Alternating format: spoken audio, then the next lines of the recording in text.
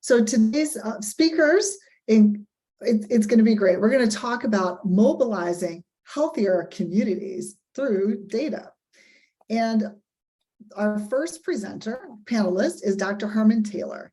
He's an endowed professor and director of the Cardiovascular Research Institute at Morehouse School of Medicine. He oversees a diverse portfolio of cardiovascular research involving multiple interdisciplinary teams. And previously, he was at Jackson State, where he led he was founding director of NIH's landmark study of African-American heart health and disease, the Jackson Heart Study. And so he's well connected, and he keeps all of our hearts beating well. And he's also been named the American Heart Association's Physician of the Year and 100's newest members elected to the National Academy of Medicine. His work at Morehouse School of Medicine continues with a focus on advancing health equity. And he is an MPI on the AIM-AHEAD project, which is Artificial Intelligence Machine Learning Consortium to advance health equity and researcher diversity. So really excited to hear more from him. He's a graduate of Princeton University, Harvard Med, and Harvard Chan School of Public Health. He also holds adjunct professorships at Emory School of Medicine and the Harvard Chan School of Public Health. Our second panelist is Dr. Marissa Robinson. She has experience in ending the HIV epidemic initiative, and she helps coordinate this effort at the U.S. Department of Health and Human Services. So Dr. Robinson received her Doctor of Public Health and Epidemiology from the great Morgan State University, and her concentration was on global health with an emphasis on infectious disease surveillance, along with socio-contextual determinants of health from Emory University's Rollins School of Public Health, and of course, her undergraduate degrees in psychology and public health from the amazing and illustrious Spelman College, which I'm also an alma mater. So it's great to have a Spelman sister here in our midst on the panel today, talking about how she's advocating for health and with the focus on HIV. Our third panelist is Michael Rulfo. He's the Chief Technology Architect at Optum Every Care, or also we know them as United Health. He has over 20 years of tech industry experience from a lead enterprise architect to software engineer to software product owner and manager. He has a passion for digital technology, cloud, data, and data strategy. And so he really has a deep experience in the healthcare industry. And he started out as a software engineer for 3M, Medical and Carlson Company's marketing group, before moving into more of the architecture and project leadership roles. So he also co-founded the Shades in Technology Affinity Group at United Health. And this Shades is a technologist group that's focused on providing support and resources to employees, and it's employee-led group. And they are positively influencing their diversity, equity, inclusion strategy. So really excited to have these panelists and the order of the panel today. I'm just going to use first names. Herman will go first, and then Mike will go second, and then Marissa will go third. Herman, would you like to take it away? And I will stop sharing my screen. Okay, and allow me to share mine. Let's see.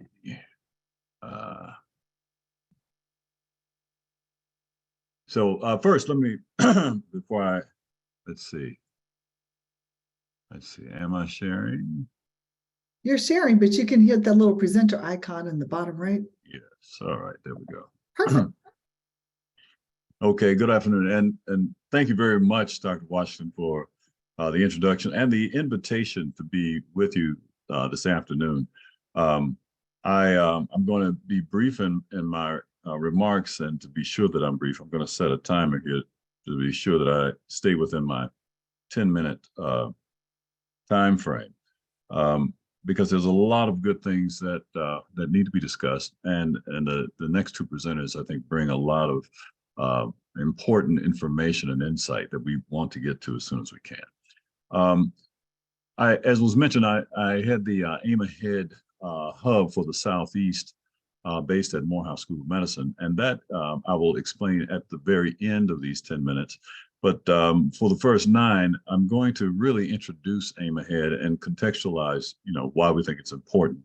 And particularly, I'm going to put it in the context of precision medicine. Some of you may know that precision medicine is this brave new world that we envision that takes all of the benefits of the massive amounts of data from the multiple sources and bring all that to bear on the considerations of the issues for the single patient in front of you, bringing exactly what that patient needs in a non-iterative fashion, bringing it to that person to treat what it is that is troubling them and threatening their health, whether it be from a preventive standpoint or a curative therapeutic standpoint. Now, this is it sounds like something new, but that's actually been the quest of physicians probably since medicine began. That is to give the right person the right thing at the right time and the right amount. But now with the power of all of, again, these multiple data streams, beginning with information from the genome, adding to it all of the other biomarkers that are available, adding clinical information that doctors traditionally gather from patients, and bringing the power of modern day computing, particularly looking towards machine learning and artificial intelligence. You can imagine that this is the time is ripe on the convergence of all of these newfound methodologies. This slide just attempts, just looking at one dimension at first, of the rapid exponential expanse of knowledge and data that's available, just looking at genomic and multiple omics, if you will, measurements, whether it's epigenetic markers or the actual genome sequence, or whether it's proteomics or other aspects of genetics. Look at how the knowledge base has grown, and in this slide, outpacing human cognitive capacity, shown in the red line. And if you just add, again, this is only out of the world of genomics. And this was an estimate, a prediction of 2007. And I think all physicians certainly, and people involved in healthcare would agree that the accumulation of knowledge is fast outpacing what we're able to digest as human beings.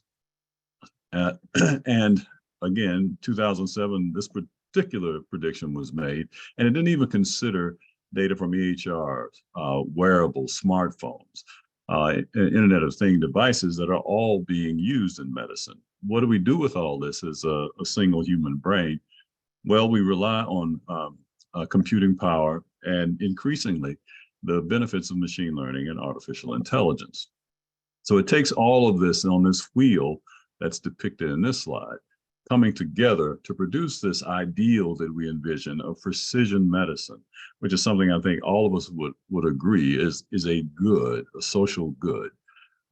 Again, physicians have traditionally had to practice a bit of trial and error when it came to many therapeutic approaches. Take blood pressure.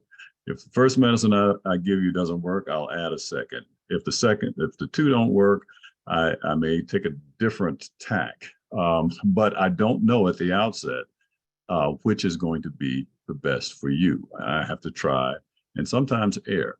Precision, hopefully we'll get around that. And of course, all of this is driven by data. Data is somewhat, sometimes a bit of a magical word. And we attach huge importance and significance and infallibility, if you will, to data as the source and the fuel for all of the things that we see as the positive future. We consider it the truth, but is it the whole truth, and is it nothing but the truth? And to the extent that it is not, we could potentially have issues.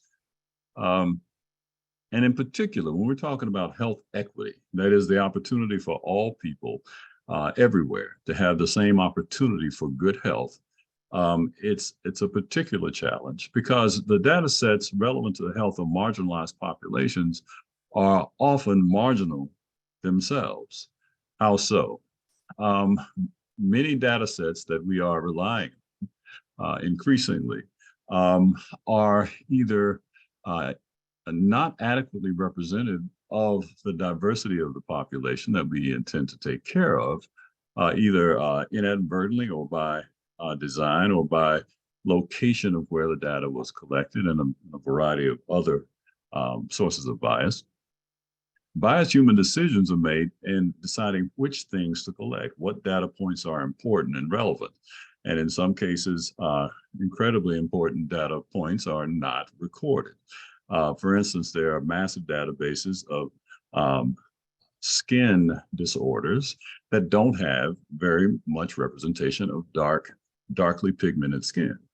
Clearly a problem if you're teaching a machine about making unbiased diagnoses with optical images.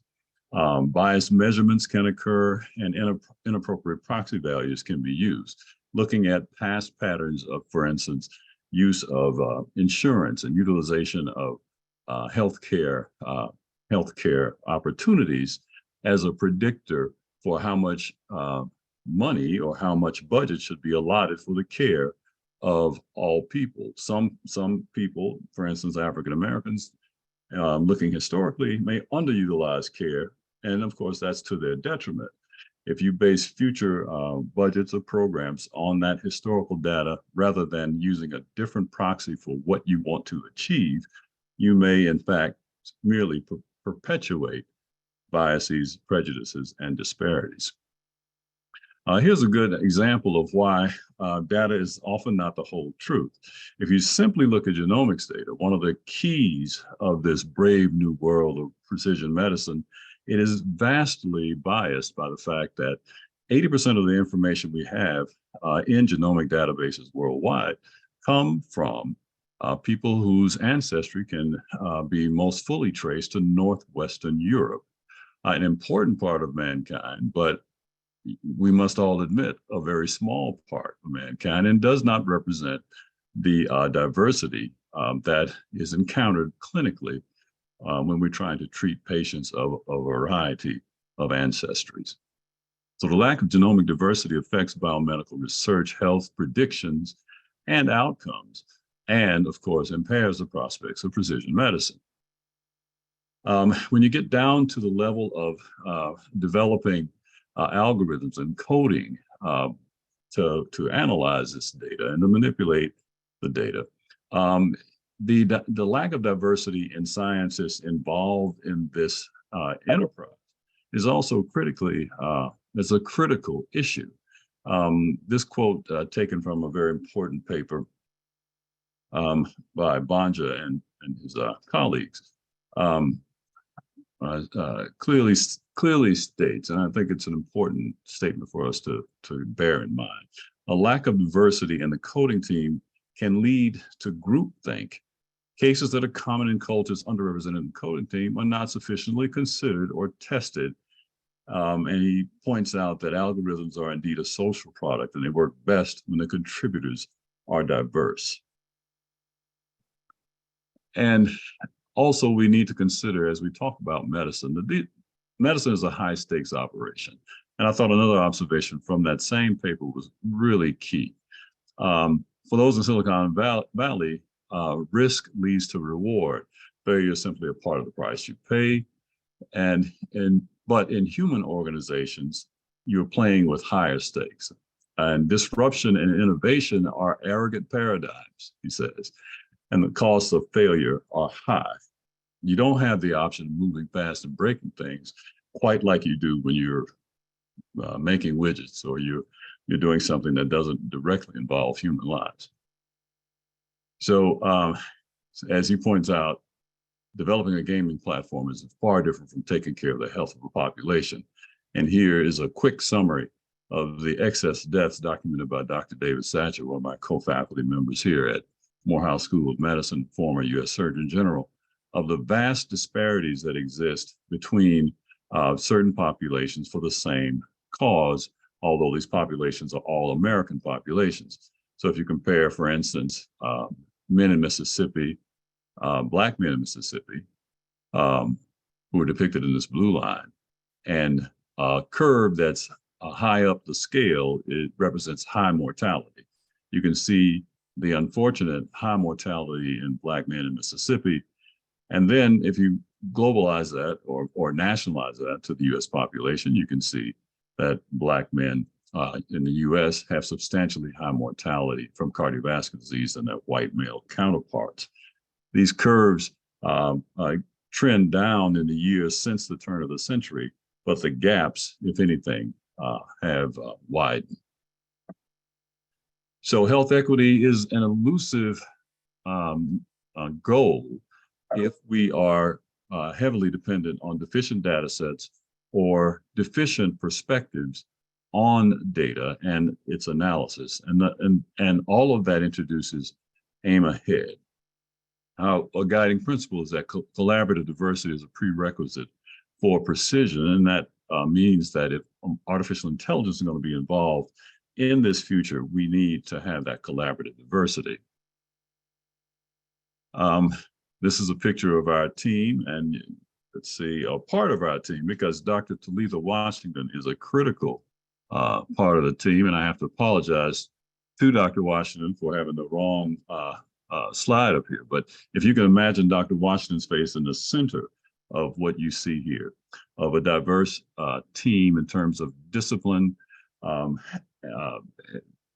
Disciplines are represented, including ethics and legal epidemiology, to programmers, to experts in community development, to geneticists, and so on. We think that this type of diversity is critical. And what we hope to do in Aim Ahead is to bring together an increasingly diverse group of investigators. And again, diversity here means not only ethnic diversity, which I think is really important, but also diversity in discipline we apply AI.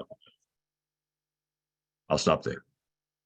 Thanks so much. I apologize for that, but thank you. That was super informative. Thank you for sharing, Dr. Taylor. All right, next up we have Mike. Okay. Thank you very much. Can you guys hear me okay? Perfect. Thank you. Okay. Thank you, Dr. Taylor. So I'm going to piggyback actually off some of the points that you made in your presentation, because you talked a lot about data and the issues with data. I work for United Health Group, as Dr. Washington mentioned in introduction. I'm currently, my title is Chief Technical Architect over Optum Evercare, which is one of the specific business units within Optum Health, which is part of Optum. So I'm going to talk to you guys a little bit about United Health Group, because it sets the proper context for the specific topic that I want to talk about, which is around what the healthcare industry is doing right now to advance itself, to make it more equitable, to make the experience better for both physicians and other clinicians that work within the industry, and also better for the patients that are part of the ecosystem. So set my timer here so I know it can keep pace. I will share my screen here. Let me put the presentation. I have some slides. Let me know when you guys can see that. You can see it. Thanks. See it? Okay, good. Okay, so mentioned I'm the Chief Technical Architect for Optum Evercare. Optum is part of United Health Group, which is one of the largest companies in the US. It's currently ranked number 6 on the Fortune 500 list. So we're a very large company. It's UHG's 2 primary divisions. It is United Healthcare, which is the traditional healthcare medical insurer. It sells the health benefits and health plans and different services that you would attribute to a healthcare payer. And Optum is the division that I work in, and that is focused on healthcare technology. So the main divisions within Optum is Optum Health, which is the area that I work in, which Evercare is the business unit that I'm the chief architect. in charge of. And the Evercare business is really focused on virtual care, or what's called digital health. The other parts of Optum, there is a bank, Optum Financial, which we leverage for making payments and working on different financial services, which I'll talk about later, and then which is a key part of our strategy.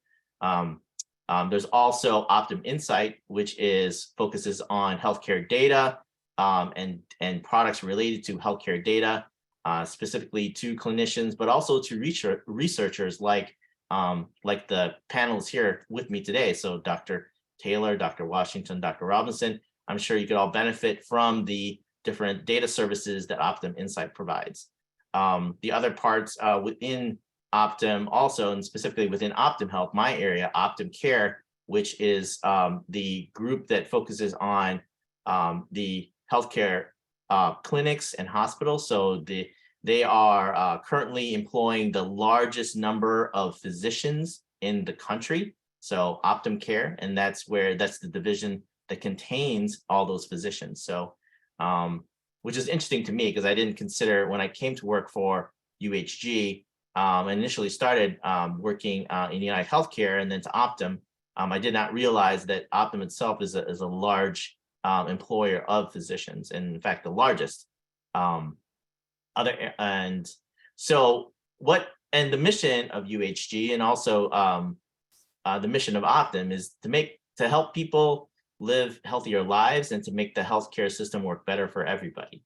So what does that mean specifically? And specifically, even with a large organization like United Health Group, how can even a large healthcare organization like UHG, with the resources it has within the healthcare delivery chain, both on the physician delivery side, as well as on the technology side, and then on the health benefits side, how can a large organization like UHG achieve its mission, right? Because the healthcare system, as we all know, is very, very broken, right? There's a lot of opportunities within the healthcare system to make an improvement for everybody that's involved. Which, healthcare is one of those unique things within the world that everybody needs to access, right? And when I was studying in business school as an undergraduate, there was this paper I remember that I had to write for a professor, and he was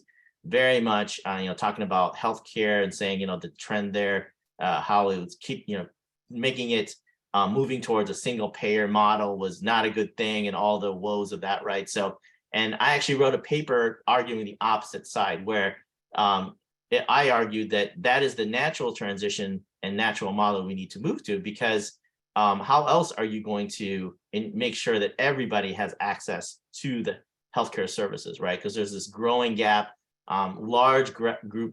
still a large group, and then at the time that I wrote my paper, a very large group of uninsured individuals.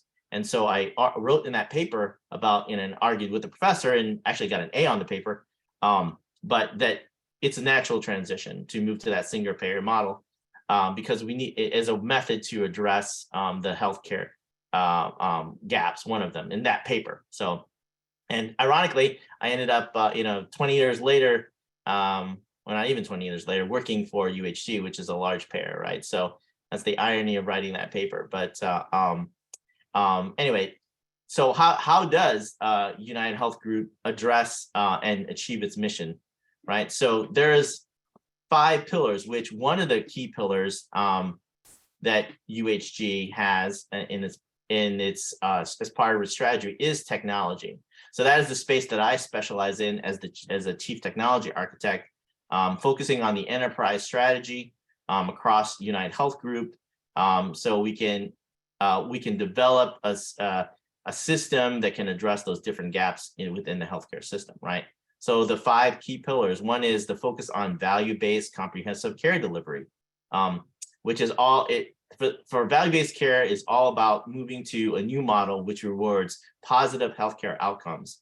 That means lower patient costs, a better experience for the patients, and also for the physicians, and also aligning those incentives for the physicians to get those better healthcare outcomes for patients with the other parts of the ecosystem, namely those institutions like United Healthcare, which are on the payer side of the equation, right? So value-based care in a nutshell is all about that, making sure that we can provide the best experience for the patient, better outcomes for them, and also incentivize those care providers, so the physicians and nurses that deliver the care services, and align that in a way that they're actually rewarded. So that is the concept of value-based care delivery, and is a model that a lot of healthcare institutions, not just United Healthcare or United Health Group, but when I worked at the Mayo Clinic, they were big on that. They're developing a lot of their programs, their services around the value-based care delivery model. Allina Health Services, another provider that I worked in, large healthcare system here in the metro area, in Minneapolis and St. Paul area, also moving to a more value-based care delivery model. So that is a huge trend in the industry, and one that is a key part of United Health Group's strategy. The other part is health benefits, which is, coming out, having worked in United Healthcare, that is a key piece of the strategy as well. And that's all about making the benefits, and which are like the medical products and services, more affordable to everybody. And as Dr. Taylor mentioned in his presentation, there's still a divide in that aspect, and why we're having this conversation. So a focus on making those benefits still at a high level of quality, but making them priced in a way so that the benefits are more affordable. And that's a key piece of it as well. And I already mentioned the technology, and that's really the glue that ties everything together across all these different pillars. And then there's the health financial services, right, which is a big piece. As I mentioned, Optum has a bank that's part of it called Optum Financial. And so leveraging strategies to make the payments process easier and more accessible to everybody. So paying the providers faster, making payments easier for consumers, that's a key piece of the pillar. And the last piece is the pharmaceutical services. We have Optum RX, which is part of Optum, another division focusing on drug benefits, also focusing on research around specialty drugs, specialty diseases, specifically chronic diseases. So that is a big investment that we're making. And also just tying together the benefits, the drug benefits, the medical benefits, the behavioral health capabilities, making that tying together in a more integrated fashion, because UHG is one of those unique organizations that it has investments and capabilities across the continuum within healthcare. So it can truly build integrated services. That means integrating your drug benefits, your medical benefits, the way you're able to pay for your services through the finance, and obviously the technology piece of it. So, and that is a key piece of the equation. So I am finished. Trying to adhere to the time limit. You're awesome. Thank you so much, Mike. Really appreciate you. Next up, we have Marissa. So Mike, you can go ahead and stop sharing your screen. And Marissa, great to have you back in the AUC. Welcome home. Hi, everybody. Thank you and good afternoon. Let me go ahead and share here.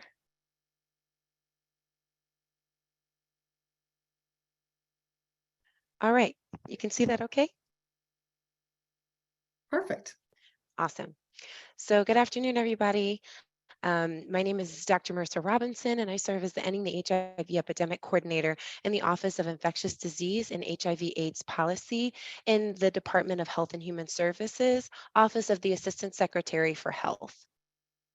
And so really quickly, Dr. Washington already read my bio, but I am a proud Spelman College alumna. Also am a MUPI chapter member. So shout out to all the sorors on the line, if there are any.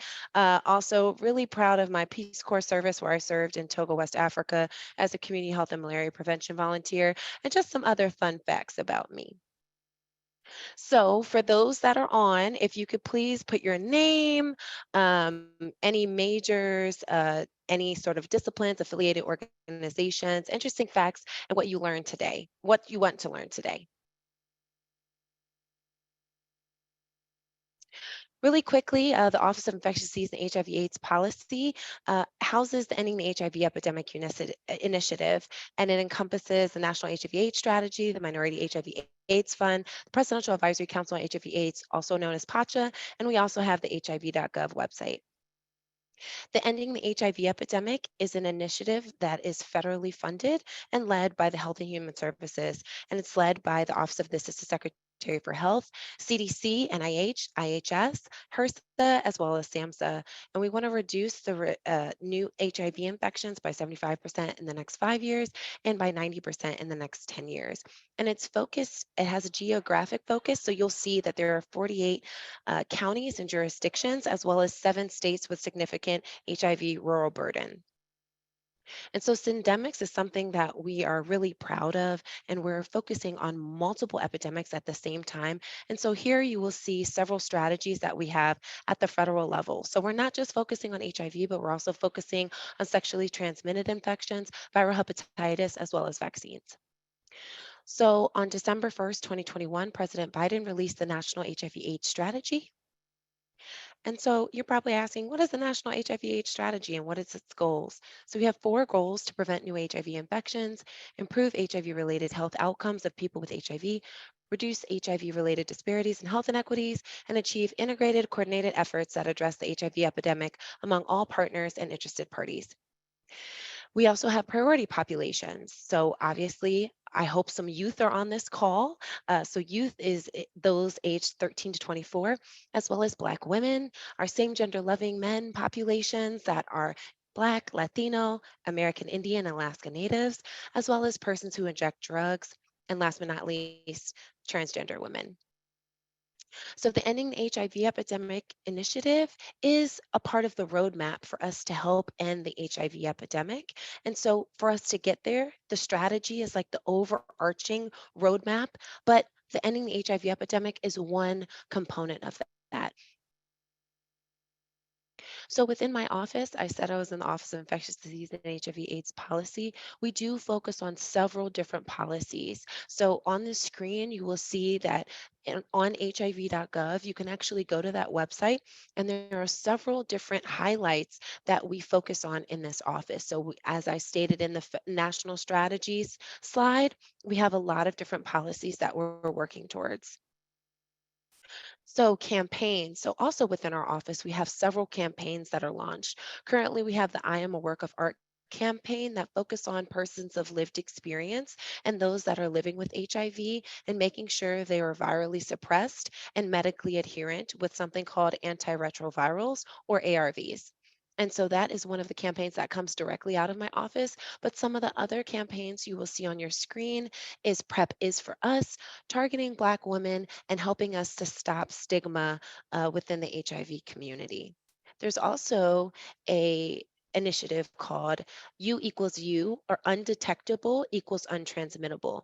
What that means is that if you are living with HIV and you are taking medication that lowers your viral load or the amount of HIV in your blood, you can get to a point where your viral load is so low that they cannot detect HIV in your blood. Therefore, you cannot transmit it to another partner.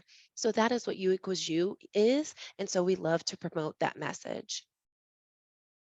So some examples of communications that comes out of our office. I just graduated from the Morgan State University with my DRPH in epidemiology. And one of the great things of graduating from a doctorate program is doing a dissertation. So I focused my dissertation on looking at a qualitative measure of pre-exposure prophylaxis, or PrEP, and looking at Black women's attitudes, knowledge, and perceptions of PrEP, and then looking at what that looks like at an HBCU. Some of the other things we're looking at, obviously, we are still within a pandemic. And right now, there's a syndemic going on because we not only have COVID-19, but we also have Mpox, also known as monkeypox. So in our office, obviously, we are focused on infectious disease. And on my side of the house, I'm looking at a lot of things pertaining to HIV. But we also have a lot of comorbidities and other emerging infections that we also highlight. So we also have HIV and AIDS awareness days. If you can put in the chat if you've ever heard of an awareness day, that could be World AIDS Day, that could be National Black HIV AIDS Awareness Day. But if you've heard of an awareness day before, go ahead and put that in the chat. So we have several national observances starting from February 7th and ending on December 1st. But at the federal level, we work with community members, community-based organizations, local, state, and federal governments to enhance and make sure we promote certain demographics that are disproportionately impacted by HIV. Some of the ones on your screen you will see have a special component that highlight maybe a certain demographic, socio-demographic, or ethnic group, and that is because there's a disproportionate impact on that community. And if you want to learn more information about those, you can go to www.hiv.gov/events/awareness-days. So, all of you on this call is a great example of how we are having innovative and wonderful conversations. It's with conversations like this that encourage community members in both academia, students, as well as folks from the research side, from the federal side, to all come together to be able to work towards ending certain goals. And one of those things is to end HIV in the United States. And so on the screen, you will see that this is a whole of society initiative, which basically means that it's going to take not just me, not just Dr. Washington or my fellow colleagues on the webinar and the presenters, but also all of you, your community members, your parents, your friends and family, and those that are in your circles to help us get there. So last and certainly not least, I am rooting for everybody Black all day, every day. And I am an unapologetic Black woman, and I am happy to be here and serve in this capacity. So that concludes my presentation. If you would like to connect with me, please email me at marissa.robinson@hhs.gov or connect with me on LinkedIn and I'll put that in the chat. And if you want to learn more about my office, ending the HIV epidemic, trying to root for Black women because this is our year, y'all, or anything else, please feel free to contact me or look on www.hiv.gov for more information. Dr. Washington, I'll turn it back over to you. Thanks so much. Really appreciate you sharing your insights. Thank you all for putting information there in the chat. If you have any questions for our panelists, you can use the Q&A button and we will answer the questions after I do the poll readout. So thanks everybody for participating in the poll. Really appreciate that. And so I'm just going to go over some of these responses here. What is your status? So we have about 11% or 3 are enrolled students who participated and 25 are graduated working professionals. So many of us today are working professionals, folks who are also not students. Please select your gender. About 61% are female, 36% are male, and 4% are other. So great to have everyone here. We have about half of us are in Georgia, and some of us are not in Georgia. We have an international person joining us today. Welcome. If you want to put where you're from in the chat, feel free to do so. Number 5, we asked, the gap between white and African-American infant mortality rates is greater today than it was in 1950. Some people said true, and some people said false. Well, the answer is true, and 86% actually said true. Then the next question was, what percentage of African Americans have private health insurance? Some people, majority, 54% of us said 35%. The real answer is 55%. So 55% of African Americans have private health insurance. So we have a lot of work to do in the health communities to really use data to propagate health forward for everyone. All right, so with that, if anybody has any questions, please put them in the Q&A button there. And so somebody put in the chat that they're looking for a HIV data for their research, and they're interested in HIV longitudinal data with viral load and other interesting variables. Is there possibilities to get data for this type of modeling and investigation? And where could one look? Absolutely. Thank you for the question. So there are several data points and data sets that are available on www.cdc.gov. We also, if you go to www.hiv.gov, that website I mentioned during my presentation, that has several data sets. We also have something called the AHEAD dashboard, which is our data visualization tool that looks at the Ending the HIV Epidemic initiative and some of the data points on that initiative. That looks at viral suppression. It looks at both incidence of new cases of HIV as well as current cases of HIV or the prevalence. And then it also has county level data, and it also has state level data. So you can look at that. And there's lots of publicly available data sets. The YBRFSS data set from the CDC Division of Adolescent School Health also has some HIV data there. So those are some starting points. And please email me and we can talk more if I can be of any help for you with your project or any of the questions that you're looking at. Those sound like some really great resources. I'm sure he's going to follow up. Fantastic. Thank you. And this question is for Mike. It says, I would like to know from you, Mike, at United Health Group, how nurses are leveraged within the technology arm with existing and developing health equipment, in particular, as technology is coming into the healthcare. You know, how are nurses leveraged? So can you guys hear me? Okay. Sure Good. can. Yeah. So great question. One of my favorites because why I'm the son of a nurse, so 30-year veteran. So this question is near and dear to my heart since I'm a son of a nurse. But proud to say that within Optum, and this applies to within United Healthcare as well, nurses are represented at all levels within the organization. From the most senior level, do we have a chief nursing officer? She is amazing. She's based in, I believe, Washington, D.C.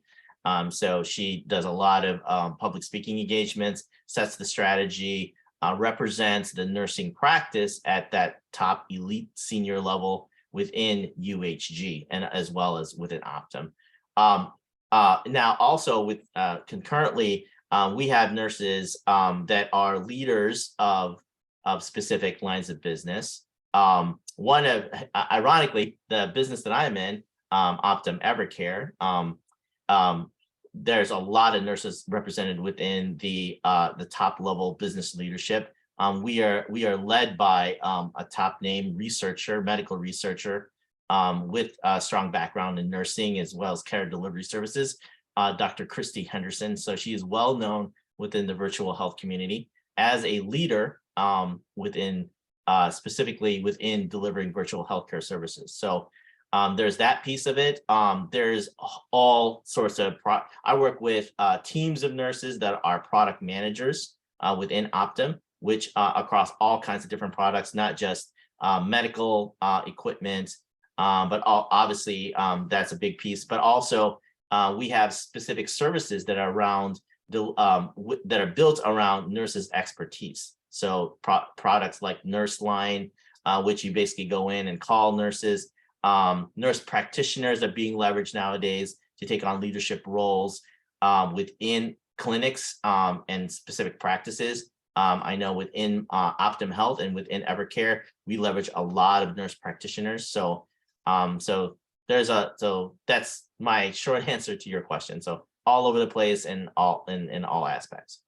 Fantastic. That is great. Great insights there. And Dr. Taylor, you still with us? Did you want to go ahead and make some remarks about the applications related to AI and health equity and what's happening on the AIM Ahead website there? I am still with you, although Zoom is telling me my video can't be started. But I will say that AIM Ahead is a national initiative with hubs in various regions. The Southeast is our focus today, but for instance, there's one of our AIM Ahead fellows I was happy to see in the chat who is out of the West hub. And we are excited to have fellows in the fellowships in research in AI and ML and health equity, and in leadership in the space of health equity and artificial intelligence are one example of the type of training opportunities and experiential opportunities that Aim Ahead is offering in order to be sure that to be sure that machine learning and AI is not left to one segment of society to develop and have input, and thereby perhaps in teaching the machines to do what we've always done, right? And what we've always done has resulted in the disparities between Black and white and Hispanic communities that are unfortunately tied to all of the excess deaths that I tried to mention at the end of my talk. American health, public health in general, in that regard, is in a very difficult state. And the only way to correct it is by improving health equity. But if we use tools that are inherently inequitable or non-representative, we will only worsen where we are today in terms of the gap between or among the various ethnic groups. So we want not only more diverse data and data sets that really represent us, but we also want the people who are intellectually involved in using that data, in querying that data, to look through the lens of a variety of populations in the US, because then and only then will we really have an equitable assessment of the state of affairs and a point to begin to improve the situation we find ourselves in currently. Thank you so much. And I'm just going to ask my panelists to give just some closing brief comments on how do we close that equity gap? What are some tangible solutions? Mike, do you want to start us off? Sure. I think, one of the key pieces, and Dr. Taylor already mentioned, we have to look at better ways to access data that's representative of the diversity of the population within the world, and in the United States and within our where we live, right? The data has to reflect the diversity of that population. One of my favorite quotes from the former CEO of UHG, and he mentioned to me that one of the things, and it's a statement that sticks with me.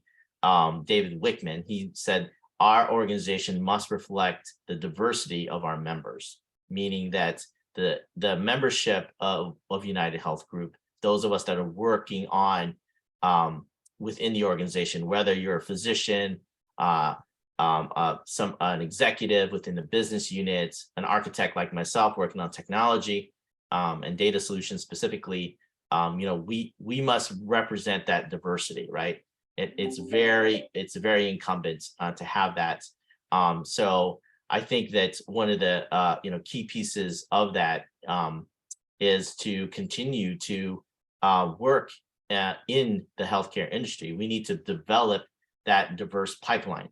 We need to build that up through the programs like Dr. Washington, like that you and I are working on with Carnegie Mellon and Optum, right? We need to have that diverse pipeline of candidates coming in that are trained to hold positions, whether they're in a direct practice like a nurse or a physician, or whether they're going to become a data engineer or an architect like myself, working on data science projects, whether you're a policy practitioner and working on policy programs and different healthcare products.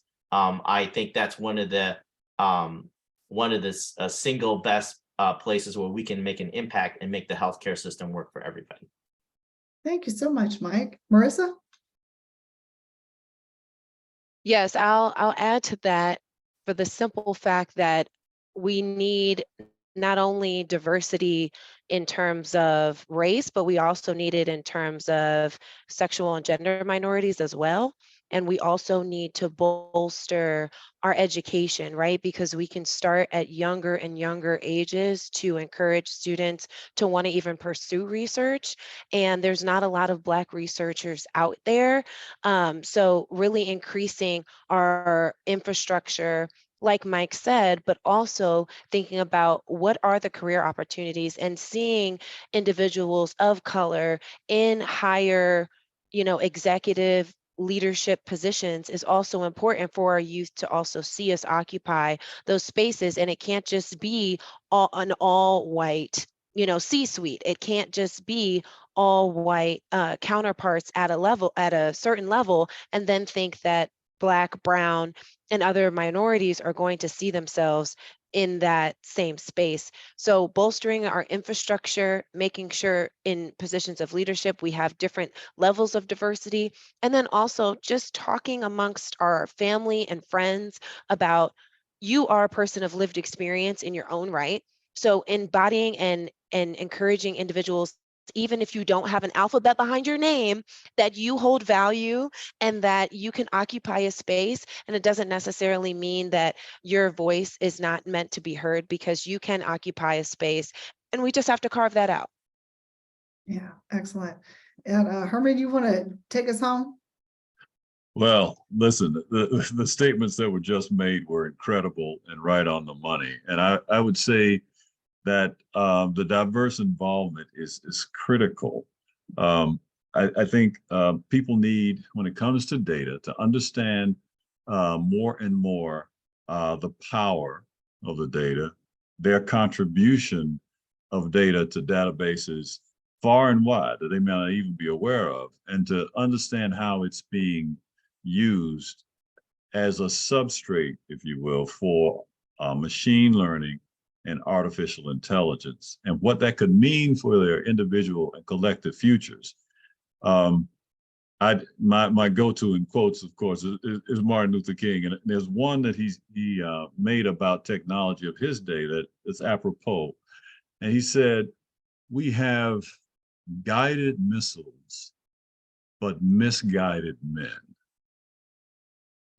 That is a danger that we face with artificial intelligence and machine learning. There is such a huge positive potential of this data-driven science, but it's going to take all of us to be sure that it's not misguided, that it's properly applied, and that it accrues to the benefit of everyone.